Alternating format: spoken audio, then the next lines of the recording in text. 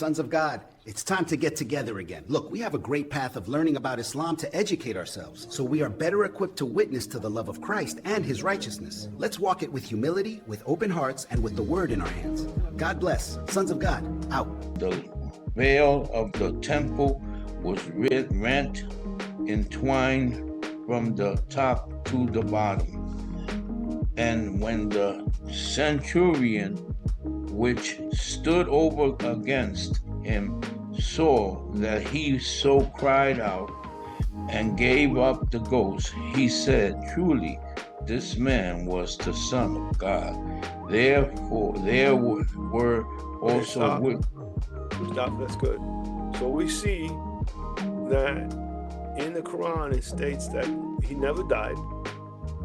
He was not crucified, or at least there were those who were taken down to appear that he was crucified.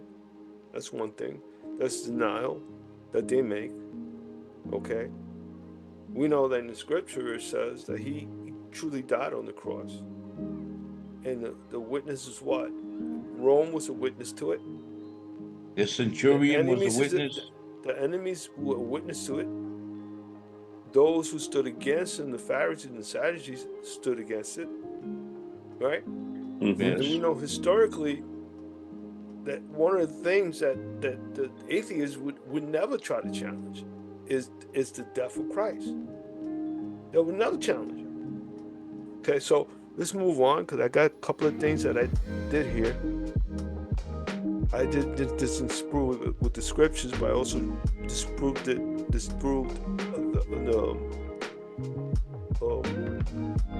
Muslim details of certain things. By what? Outside source. All right, so whenever you're trying to get your point across, you use your biblical, which is your first source. Your second source, right, Jeremy? Your second source is always your external information, right? That's how you build your case. I guess anybody tried to disprove something that's scriptural. So, my outside source were those who wrote about him who were his enemies. Okay? So, 2, historical record. All right? The cross versus the denial. Right? Move you guys. I'm trying to move you guys across here. I could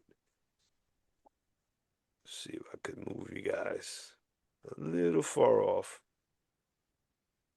Anyways. So, the most significant clashes between the two texts in the event of crucifixion is the Surah 4, 157 versus Mark 5, 15, right? Second proof, the Roman historian, move you over. Roman historian Tacitus, right?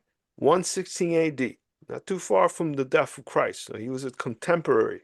In other words, he lived through the life of Jesus. He was there, or at least he gives an account of what had happened while in Jerusalem. So this is what he says. Records that Christus suffered the extreme penalty, crucifixion under Pontius Pilate. So he's attesting to the death of Christ on the cross, right? At the top, a piece of Arabic calligraphy that reads, "In the name of Allah." Below it, the 3 Greek characters that make up the numeral 600, 60, and 6. The shapes look strikingly similar,